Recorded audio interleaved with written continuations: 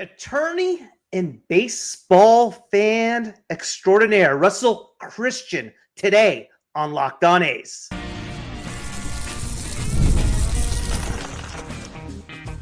You are Locked On A's, your daily podcast on the Athletics, part of the Locked On Podcast Network.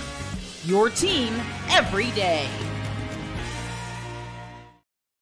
Welcome to Locked On A's, part of the Locked On Podcast Network, your team every day. I am your host, Booney, one name, all passion. Thank you for making Locked On A's your first listen of the day. I'm from the Bay Area, and I've been a diehard A's fan since '81. This isn't just another A's podcast. This is the most informative and insightful show on the A's, period. We cover the A's every single day, breaking down games, delivering the latest team news, and giving you deep, thoughtful analysis you will not find anywhere else. If it's happening in Sacramento or in Las Vegas, we got you covered. We are free and available wherever you get your podcast, including YouTube, and please hit that subscribe button wherever you are following the show. Today's episode is brought to you in part by FanDuel. Right now, new customers can get $200 in bonus bets when your first $5 bet wins.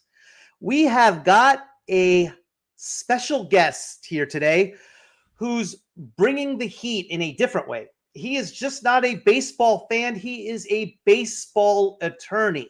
Okay, well, maybe not technically, but he is an attorney and a baseball savant who dives deep into Hall of Fame debates like it's a courtroom showdown.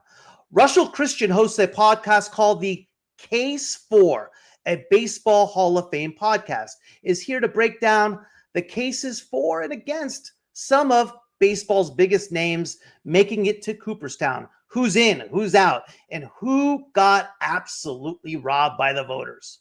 We're here to find out. That's later. How can you have any type of A's conversation and not talk about the move to Las Vegas? Russell is from Atlanta, but currently resides in Las Vegas, and Russell is going to make a case for or against the A's move to Las Vegas. Russell, how are you, sir? Doing great, Booney. Thanks for having me. Absolutely, absolutely. So you are from Atlanta, Georgia, correct? Born and raised in Atlanta, Georgia. So, I mean, if you follow my Twitter, you know, Braves fan through and through. Braves fan through and through, huh? Oh, Dale sure. Murphy, Absolutely. TNT games, or TBS, excuse me. Yeah. Bob Horner's 4 home run game. Bob How Horner. can we forget those, right? Rick Camp game, you know, Yes. got to remember that stuff. Yeah. The whole run against the, was that against the Mets in '86? I think so, yeah. And the Braves ended up losing that game, which was funny. It was like the 18th, 19th inning or something. Yeah, It's a home run, and the Mets came back and won. Right. How do you like the Braves this year so far? They've gotten out to a little bit of a slow start. Let's just say it was a rough night last night for the Braves and the A's, man. It was like, it's one thing the Braves can't win, and then Profar's got suspended. It's like, I think once you get Acuna comes back and Strider comes back, it's a different team. Yeah, exactly. That's a big deal. Yeah. And everyone's saying, oh, the 2021 Braves started off 0-4. It's like, easy. I hear you. Yeah, tell me, I was at that A's game last night, and that was rough in so many ways, man. So many ways. I'm more concerned about the A's kind of morale and things off the field seems to be a distraction. I don't like the way Lawrence Butler is right now. He had the same type of attitude last year in the first half before he got sent down. And we saw it in Game 4 of the series against Seattle. And correct, you saw that, yeah. And then I didn't like his press conference interview last night. Again, kind of blaming. He was blaming the stadium in like an indirect way, the minor league park. You know, we grow when you're a major league player. You are advancing from one thing to another, and we just don't feel like stop. Come on, dude. Yeah. You're a professional. You're making a lot of money. You're fine. Okay. And, obviously the frustration with the A's fans that constantly, it's like, hey, we're mourning. You're not mourning. This is baseball. No one died. The team still exists. Look, I mean, they're playing. It's an intimate. It's a nice stadium. I mean, it's a minor league stadium, but I mean, it's a nice stadium. It's a nice stadium. It is what it is. It had I tell you this much, it had a better feel out there for what out there than it was at the Coliseum. And let's be honest, if they're at the Coliseum, no one would be there, and they would be blaming the reason why nobody's there on Fisher, and he didn't spend, and it's been like that for the last 27 years. It's Nothing's like changed. Nothing's changed. Boros of complaining, or that's. You currently reside. How long have you been living in Vegas? So my wife and I have been here about 15 years. So we've been here a while. Yeah. What's your take? For or against the A's going to Vegas? You like it? You're with it? I mean, I love it. I'm a baseball fan that every year, get out the calendar, start looking at A's, Dodgers, Angels, Padres, all the West Coast teams saying, all right, when are they playing? Who's playing? And when are the, I'm like, I'm tired of flying, for weekend games. I'd love to see them here. And, if I could vent a little bit, talking about the minor league stadium, one of the plans was to have the A's play here at Las Vegas Ballpark. And when they said that, I could ride a bike there and be there 5 minutes. And I was just there this weekend for an Aviators game. So I was like, yeah, bring it on. I'll get season tickets and go watch games every day. So I can't wait. I mean, I wish they did that. I wish they had. I mean, originally I was okay. I was for Sacramento because it's closer. It's just there's too much noise right now for me. It's taking a lot of what's going on the field, and I feel like everybody's kind of getting the narrative incorrect. I mean, why are they in Sacramento? What happened with those lease negotiations? What happened really with the stadium not being built? What broke down? I mean, are you going to really? Fisher hasn't done himself one favor. Let's put it that way. But yeah, I met John. So I went to the big league weekend when the A's played spring training. Yeah, this year I went last year, and before one of the games, John Fisher's right there, and a couple of the other A's coaches, executives, and I chatted with the guy, and he was a pleasant guy. I will say that I'm not here to defend him or whatever. But I mean, don't dare do that. Don't dare. I was chatting with him about Mason Miller and Lawrence Butler, and like he knew their stats and all the stuff, and I was like, I'm not trying to sit here and crucify the guy or right. Well, you have in a Bay Area, you have to crucify him. Yeah. Or you're a traitor. So that's and it's kind of one of those things. He probably could have done a better job of like being out there in front of a microphone explaining what's going on, because, and to be fair, I'm not an expert on it. The story of the A's moving is so complicated, but just over the years living here, as I read it, especially not, looking at it from the attorney's point of view, it's like, they're working with the city of Oakland back and forth. And it's just like, there's a reason the Raiders move. There's a reason that's politics of business. There's a reason why companies are leaving California. There's a reason why housing prices in Vegas are through the roof, because everyone's moving from California to Vegas because the taxes are high, cost of living's high. It's like, it's easy to blame it all on one person, but it's such a complicated matter. And it's funny because I was watching an interview, and I don't want to mispronounce it. Is it Sheng Tao? Am I mispronouncing the mayor? No, Mayor Tang Tao. Tang Tao. Okay, yeah. Or Sheng Tao. Yeah. Yeah. So April 20, 2023, that's when the A's announced, hey, we bought the land. We're going to move. And she puts on a press conference where she kind of gives her version of the story, but it's also like, this isn't the full version. And I don't have a dog in a fight in local Oakland politics, but she got recalled and she's indicted on federal bribery charges and stuff. So it's like, she's a crooked politician. And, so it's like, that's kind of what the A's were dealing with on a grand. Yeah, no, absolutely. I mean, what basically happened, obviously, with the A's was in 2019. I've kind of explained this on previous shows, but in 2019, Gabe Cavell and Nancy Skinner, they wrote legislation that would have been enough for Howard Terminal. Gavin Newsom signed it into law in late 2019, I want to say. Obviously, COVID happened in 2020, but they sat on it until mid 2021 until Manfred calls then Mayor Schaaf, says, hey, they're going to look at Vegas. They got on it. They hired an outside consulting firm to calculate the subsidy and all that, which is pretty complex. Sure, very complicated.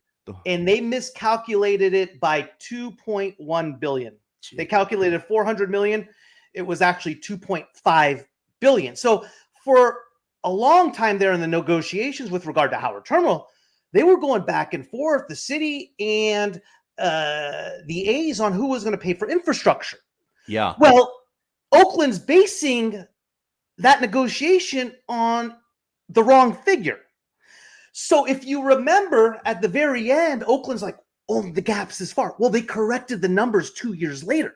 Yeah. And as a smart politician, she's like, shit, we really screwed this one up. And what's a smart politician do? Pointed right her finger at John Fisher. Yeah. And a perfect villain. Someone who hasn't talked, and you see things such as like he wasn't paying players, minor league players during COVID, and press like that. It's like, it's you combine that with his silence and the idea people have of a billionaire gap kid who hasn't, earned his money. It's a perfect storm. I get all that. Yeah. And silence is the key word there. Cause like I said, I'm not trying to defend him. I'm not trying to like crucify the guy. I talked to the guy at a press pass down the talking with him, and I'm like, he's a rat, he's a smart guy. He's well-spoken. He knows baseball. And I'm thinking, get in front of a mic and just be straight with people. Maybe. And I get maybe his hesitancy to do so, because when people are saying so many bad things about you, he's just like, screw it. So, but he probably could have done a better PR job, but I feel like he knows that, because I got a quote of him and I put it on YouTube where he's talking about Vegas and I can't wait to move to Vegas and all this sort of stuff. So it's like, maybe people have told him, John, you got to get out in front of you got to be the face of the franchise a little bit more, Right. March Madness is here, and FanDuel is giving you the chance to get in on the action like never before. Right now, new customers can get $200 in bonus bets when your first $5 bet wins. That's 200 extra bucks to use on everything from buzzer beaters to Cinderella stories, and even who's cutting down the nets. I've got my eye on a few underdogs this year, and FanDuel makes it easy to back them with spreads, totals, and game props. With tournament games happening almost every day, there's always something exciting to bet on. The FanDuel app is simple to use, and when I win, I get paid instantly. No waiting around. So visit FanDuel.com and get in on the college hoops action all tournament long. Does Oakland, do they have a case, the fans? And look, the Oakland fans, let's get one thing, have every right to be upset. I get it. Like, if I had a team, if the Braves moved to Nashville or something, I'd be heartbroken. But again, you did a good job. I listened to your pod a couple weeks ago. You kind of broke down hey, here's the full story, and like what you're saying now. We were sort of following it here in Vegas, just sort of on the sidelines. The Howard Terminal. Howard Terminal, correct. Yeah. And when the schematics and everything first came out, I was like, good for the fans. That looks freaking beautiful. It's down by the water. It's like a giant statue of Rick Anderson or whatever. I'm like, hell yeah. Like, I'll fly out there and see that place. But then, again, I'm not in it every day, but just the snips I'm reading, I'm like, that deal ain't never going to happen. Mm-hmm. And again, you don't have to be an attorney. You don't have to be a savvy businessman. You read the news and hey, look, it's difficult to do business sometimes in California. Over regulation, high taxation, for all the reasons. Bureaucracy, red tape, etc.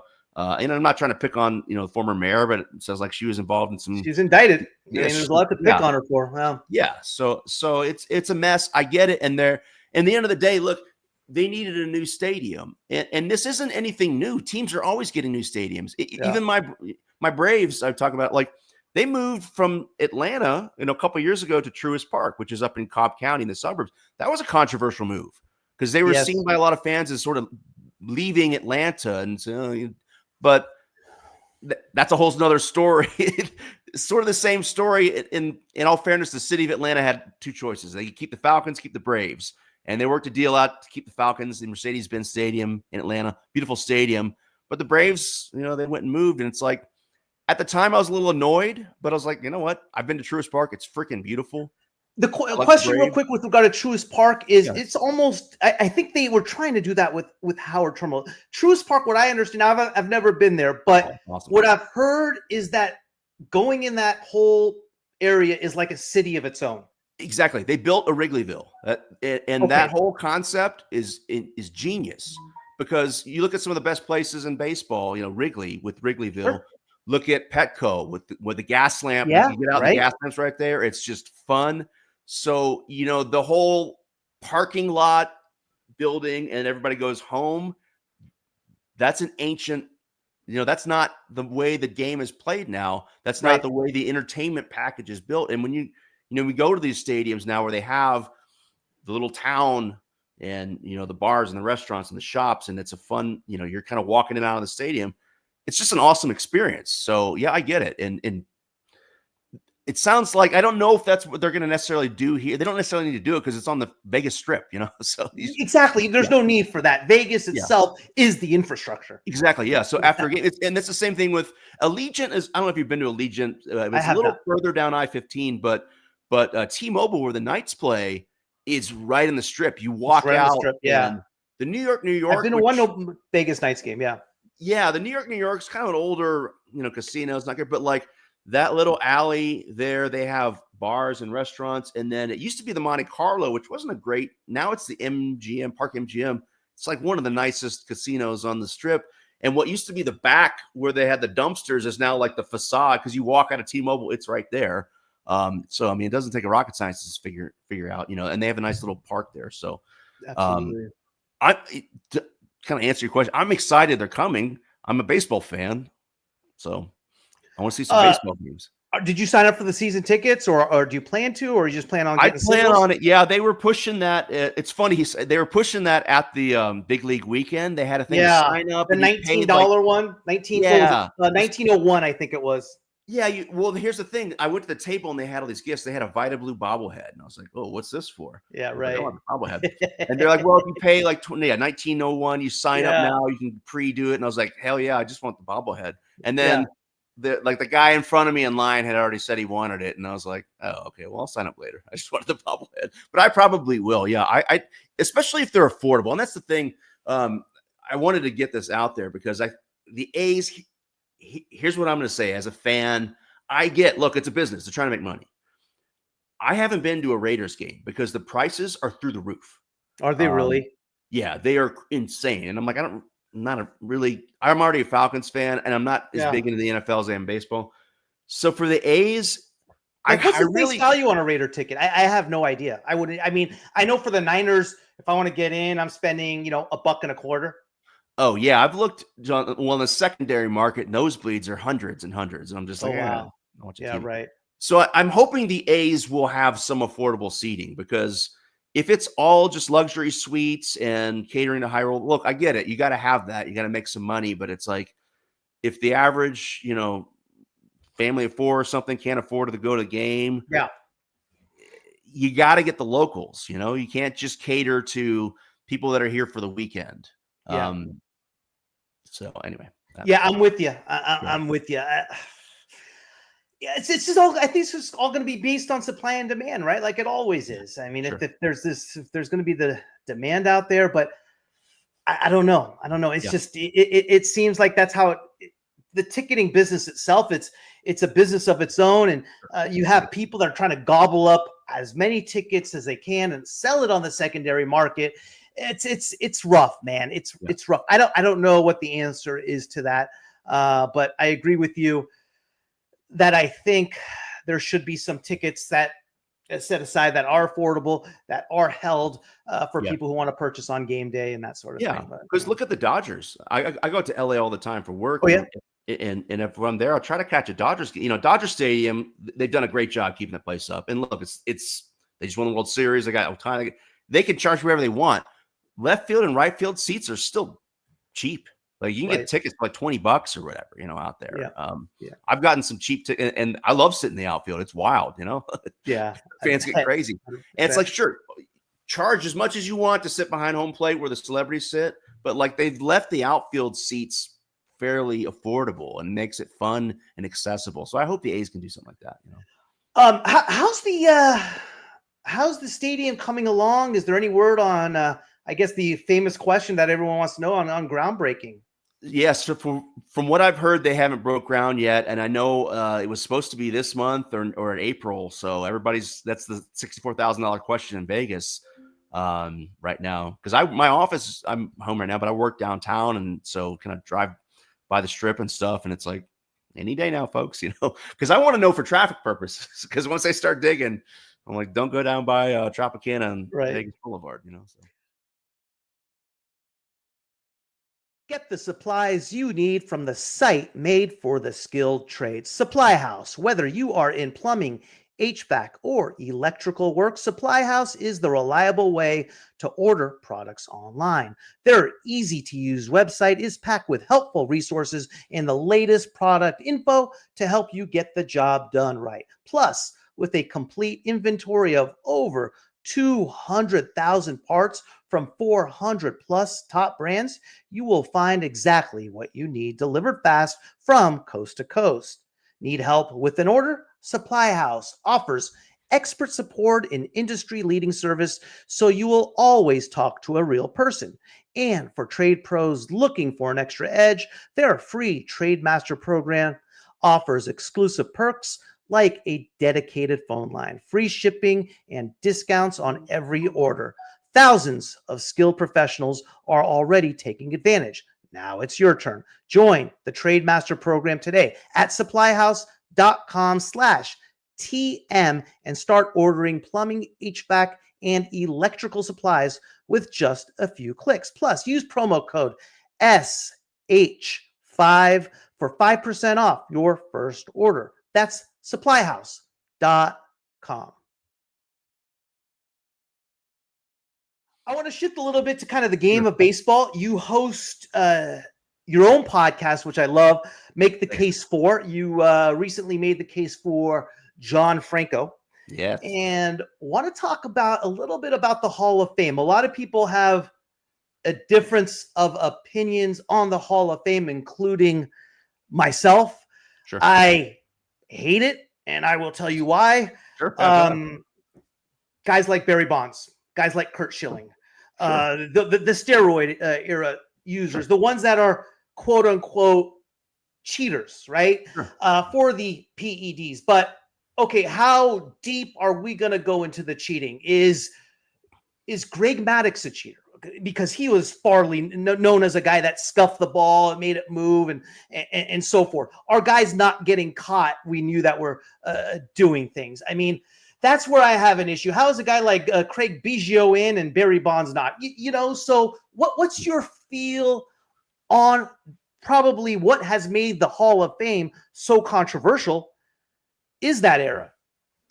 Absolutely. And I haven't done really a lot of episodes on the steroid era guys. The one guy I did an episode was on Gary Sheffield. And I've said in a few episodes, like, I'm kind of tired talking about, but we have to because we don't know what to do. And you brought up a good point because it's interesting. It's ironic. There's a double standard with pitchers and hitters. Right. Gaylord Perry's Hall of Fame plaque essentially says that he's a spitballer. It says he has a barrage of like rituals on the mound. Sure. He do all this stuff because he was greasing the shit out of the ball. Pardon my French.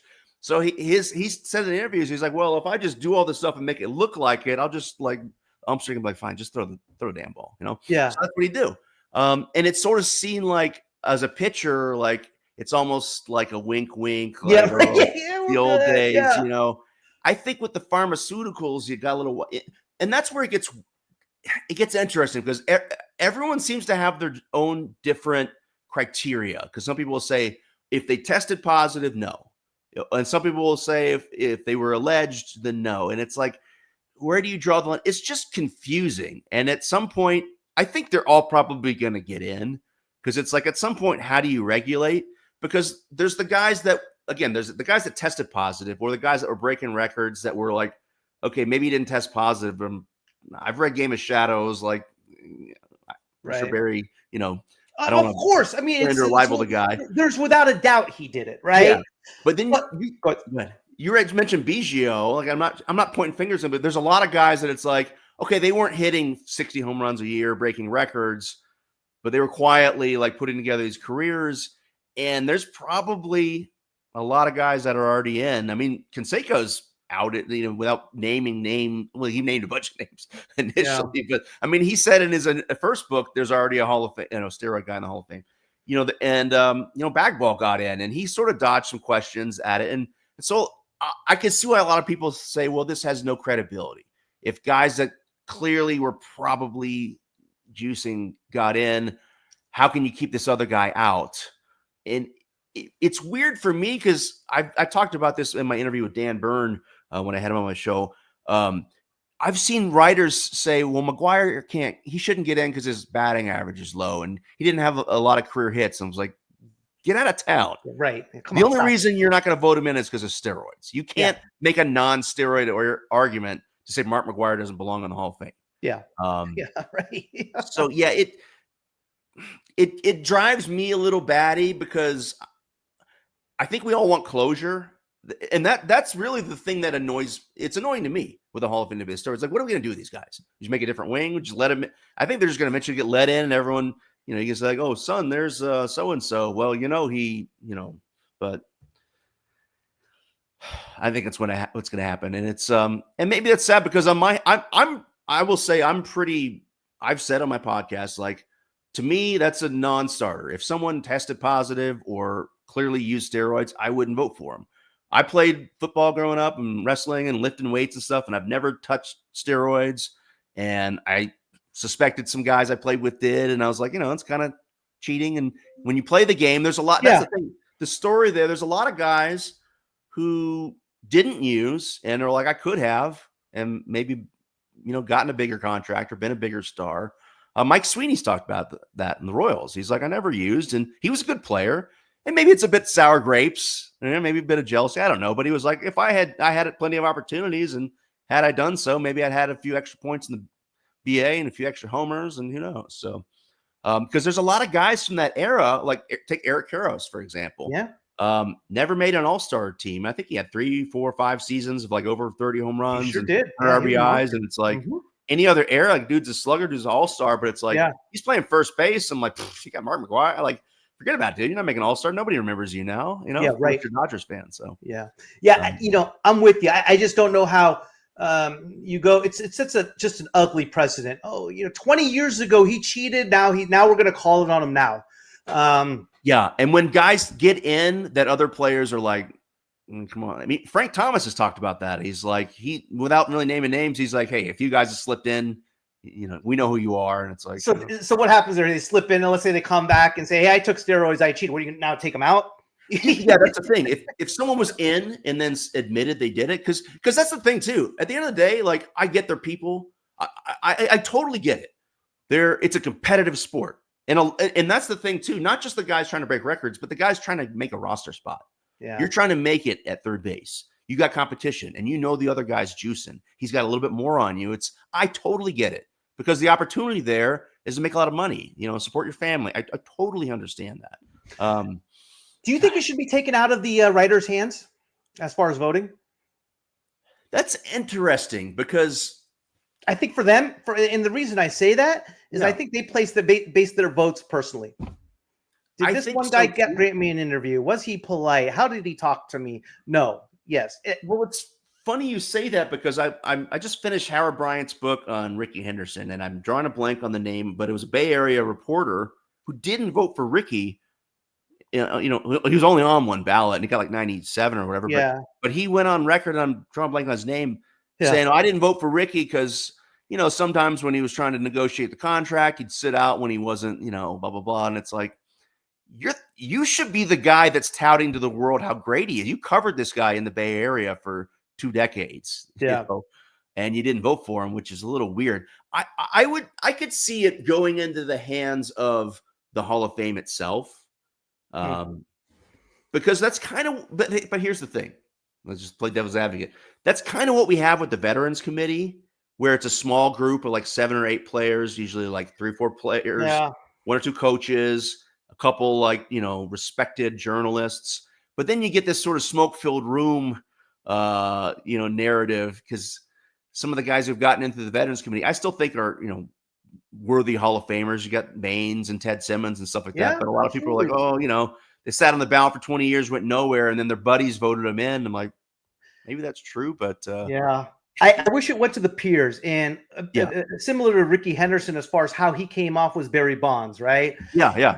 And when you hear like clips have been seen a lot with regard to AJ Przinsky and Chipper Jones talking about Barry Bonds, and they're like, I don't care about any of that other stuff. We're talking about a guy that might have seen Chipper Jones had 1 or 2 strikes the whole night and took advantage of it. And AJ Przinsky was like, his story is like when he wanted to hit 660 at home, he goes, I'm not going to hit a homer. I'm just going to hit double. And he did whatever he wanted to do with the baseball. Yeah, there's no doubt that Barry Bonds was amazing. I mean, or who gets walked with the bases loaded? Just I need this stuff, and I was lucky enough to see a lot of his games out here, but he was one guy that was just, you could never really, when he came up, you knew it was special. And that was the only person I could say that about. The thing is, you still have to be able to hit the ball. And at the time, and here's the other thing too, is if everyone wants to sort of blame the players, it's weird because, I was sort of defending Fisher earlier. Like, I've gone on record before, I am not a fan of Bud Selig, because as far as I'm concerned, they could have made some tough rules easily at the beginning and be like, hey guys, like no steroid, blah, blah, blah. The rules, it was kind of the wild, wild west back then. And I think the owners and Selig kind of knew what was going on. They're like, hey, we got some home runs. Like, let's let this happen. So, Manfred gets a lot of crap. I give him credit. I like the pitch clock. I don't know if you're a pitch clock guy or not. I love it. I didn't at first. I like it now. Yeah. You like, okay. I was wrong. Yeah. And what else is he doing? He's doing the extra inning. I even like the extra inning rule. I wish they stretch it maybe to the 11th or 12th as far as starting run on the second. Yeah. But I kind of get it. Again, we're talking about the Rick Camp game. Like, do you want to go 18, 19, and like, how fun is it? I'm still fun seeing a position player pitch. We saw that last night's game. Yeah. The Angels did it the first game of the season. The Angels, man.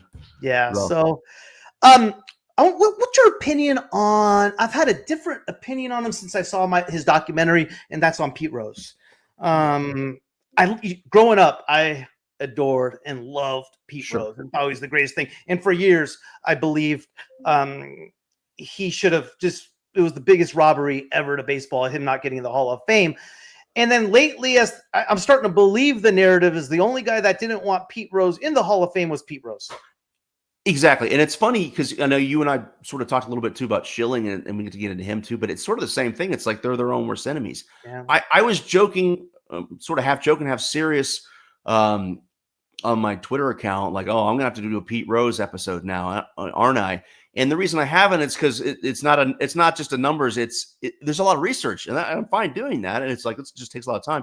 But again, I haven't fully, dived into it to the point where I could put my professional, credibility and opinion on it. But from the little I have read of the Pete Rose saga, he did not do himself any favors, and he was given every opportunity.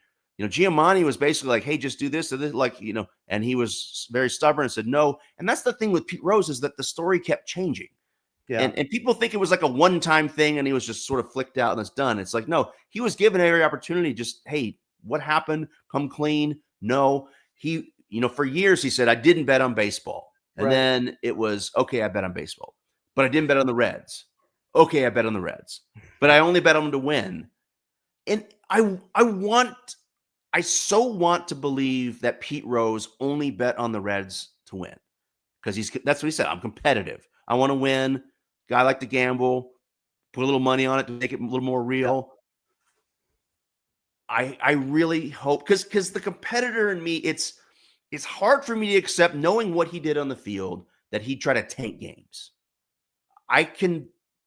I'll give him the benefit of that doubt. I don't think Pete Rose would tank games. He was just freaking competitive, you know.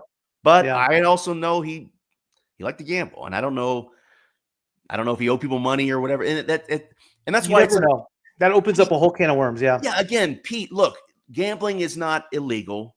You can, and that's the thing with baseball rules. Like, you can bet on football, basketball. You can go play Yeah. craps. You can go to the horse races. Pete, you just can't bet on baseball. You're a freaking manager of a team, and you Yeah. bet on the games you're managing. You can't see that that's not a good idea, Pete. Yeah. Yeah. So yeah. Yeah, I'm with you. And the It's other guy, ugly. like you were saying earlier, was Kurt Schilling. For me, there's two pitching performance in history that moved me. Madison Bumgarner, Game 7 against the Royals, and Kurt Schilling, Game 6 against the Yankees. And Absolutely, those two were just amazing. So it's, for me, not seeing him in is a tough one, because to me, he's one of the greatest big game pitchers. Oh, absolutely. And I'll just, I haven't done an episode on Schilling, but I've mentioned Schilling when I've talked about some of the ballots. Yeah. And I had it queued up. The lawyer in me is like, okay, go to the statute, because obviously for listeners out there that are unaware, there's no argument to me based on his stats, based on his legacy, his postseason performance. Schilling's absolutely a Hall of Famer. He hasn't done himself any favors because he's very outspoken, puts his foot in his mouth. And I can respect that a lot of writers are like, hey, I don't like the things he's saying. They're offensive to me. I get that. Okay, I respect that. And as a writer, if you're like, well, I'm not going to vote for him, the basis, and everyone talks about character clause. I'd like to read it. This is according to the Baseball Writers Association of America. It says, quote, voting shall be based on the player's record, playing ability, integrity, sportsmanship, character, and contributions to the team on which the player played. So, those two words, three words, integrity, sportsmanship, and character, that's a very subjective standard. So if a journalist says, hey, Kurt, what you said offends me, and, I don't want you to be in the Hall of Fame, okay, I respect that. But I think he will get in. But I will say, again, sort of like Pete Rose, but his last year on the Baseball Writers ballot, he literally said, don't vote for me. I'll take my chances with the Veterans Committee. I mean, I'm paraphrasing, but I was like, what did you expect? They didn't, because I think he was at like 70-something% the year before. It's like, okay, just keep your mouth shut and be a good, just don't say anything stupid for the next year. Maybe be nice to some journalists. Still get in the Hall of Fame. And he's like, no, F you. Like, don't vote for me.